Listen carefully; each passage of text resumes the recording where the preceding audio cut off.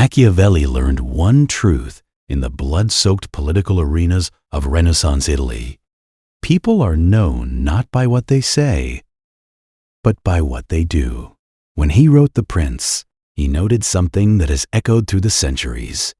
Everyone sees what you appear to be. Few really know what you are. Today, I'm going to show you how to become one of those few. Think about it. Every single day, you interact with dozens of people, coworkers, neighbors, strangers you run into at the grocery store.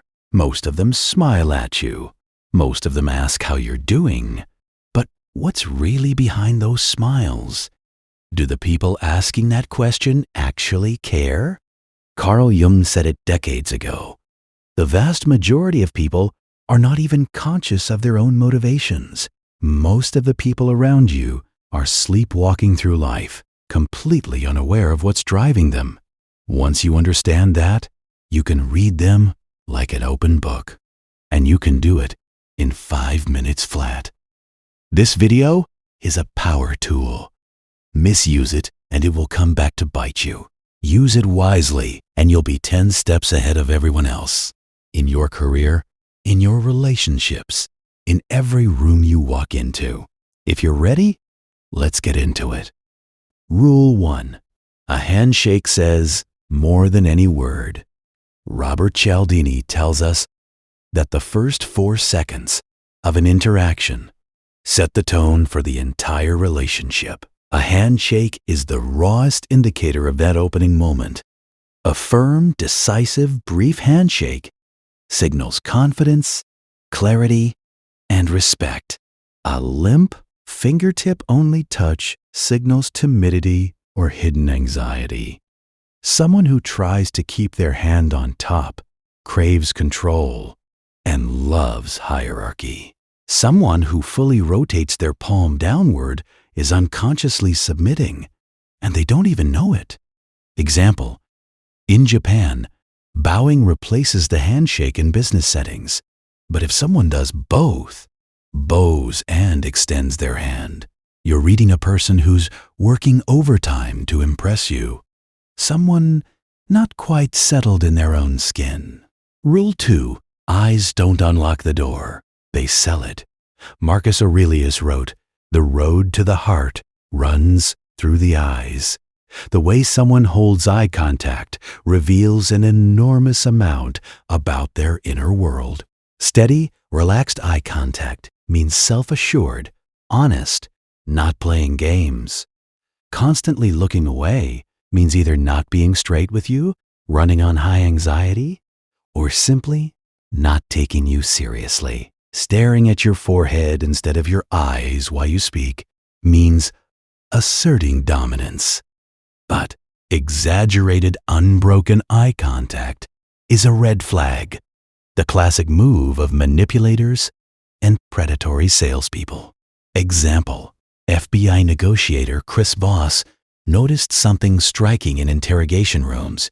Guilty subjects broke eye contact when telling the truth, but went out of their way to hold it while lying because they were trying to look believable. Rule 3. Chase how they say it, not what they say.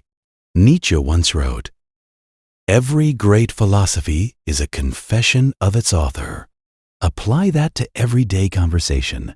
Every significant statement is a confession from the person making it. If someone tells you, "I never lie," there's a very good chance they either lie often or are terrified of being caught, because genuinely honest people don't feel the need to advertise their honesty. Someone who says, "I'm a very humble person," is not humble. Someone who says, "I'm a very practical person," may have just made a deeply emotional decision and is trying to cover it up. Example: Napoleon's foreign minister Talleyrand was a master negotiator who focused not on what the other side was saying, but on their tone and word choices. He reportedly said, "What a person uses matters far more than what they're talking about." Rule 4. High-pressure moments strip the mask off. When people are comfortable, they perform. When people are under pressure, they reveal. So, if you truly want to know someone, watch them when the stakes are high. How do they act in a traffic jam? How do they respond when a small mistake happens? How do they communicate when they don't get what they want? When confronted with an accusation, do they get defensive or do they actually listen? Example, Suleiman the Magnificent, the great Ottoman Sultan, didn't evaluate his viziers on the battlefield. He watched them at the dinner table. A man's conduct at the table tells you more about his fitness to govern than any battle record. He is said to have observed more than one vizier revealed his true character through a single moment of disrespect. Rule 5. Read what they don't say.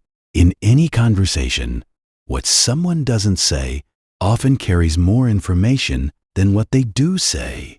In psychology, this is called implicit avoidance. If someone constantly tears others down before building you up, they're feeding their own insecurity through other people's smallness. If they never talk about their past and shut the topic down every single time, there's a wound there. If they go suddenly quiet around money, family, career, or health, those are their soft spots. Example, Sigmund Freud noticed something consistent in his sessions. Patients gravitated closest to the very topic they were most desperate to avoid. If a patient talked endlessly about their mother, but never once mentioned their father, Freud didn't need to dig further. The father was the unresolved issue. Rule 6. How they spend money and time reveals their real values. Judge people not by what they say, but by where they direct their two most finite resources, money and time. Scarcity forces honesty. Where you spend your limited resources is where your true priorities live. Someone who says family comes first, but spends most weekends on business trips, you've got a contradiction on your hands.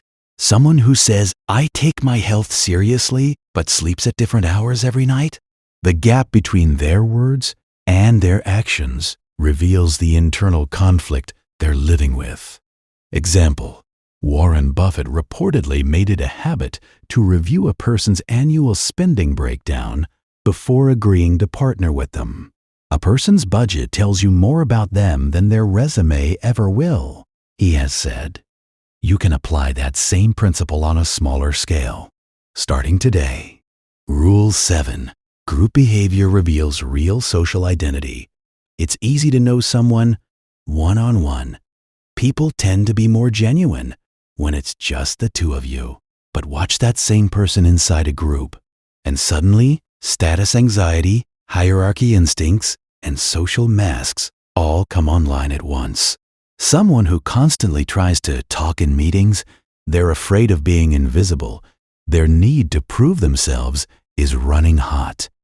Someone who says nothing but observes everything, analytical, strong, likely introverted, and very selective about who they trust. Someone overly deferential to those above them but visibly uncomfortable with those below, deep loyalty to hierarchy, and a tension between submitting to authority and exercising it. Example, before becoming caliph, Umar ibn al-Khattab used to walk anonymously through the streets of Medina, watching how ordinary people behaved toward their leaders. Observe people in the field, not in the office, he reportedly said. That simple principle is part of why he is remembered as one of the most just administrators in history. Rule 8. The way someone apologizes is a mirror of their character. Making mistakes is human, but the way someone owns up to a mistake tells you everything about their psychological maturity and the depth of their character. This is one of the least studied indicators, and one of the most revealing. I'm sorry, but they're not apologizing. They're defending. You misunderstood me. They're placing the burden on you. I'm sorry if I hurt you. A conditional apology. They haven't fully accepted responsibility yet. But someone who actually listens asks how you feel, and delivers a clean, clear apology? High psychological maturity, full stop. Example, in Japan, apology culture runs so deep that the word sumimasen, I'm sorry, is used dozens of times a day. But a Japanese business leader will tell you this: the size of an apology is not in the words, it is in the change that follows. The distance between what someone says and what they actually do is the measure of whether the apology was ever real. Today you learned 8 rules, but knowledge alone changes nothing. Change starts with application. Tomorrow morning, when you get to the office, pay attention to the first handshake you give or receive. At lunch, notice the topics a coworker never brings up. During a disagreement, study the other person's word choices, not just their tone. Spend 1 week observing like this and see just how much information you've been walking past your entire life. As Machiavelli put it, power is knowledge in application. Once you apply these 8 rules consistently, reading people stops being a conscious effort and becomes a reflex. You stop thinking about it. You just see it. But always remember this: use this knowledge to understand people better, not to look down on them. Real power isn't in manipulation. It's in approaching the right people with the right trust at the right distance. Reading people is an art, isn't it? And like every art, it takes practice. If you found this video valuable, subscribe to the channel so you don't miss part 2 of the Art of Reading People series. Next time, we go even deeper.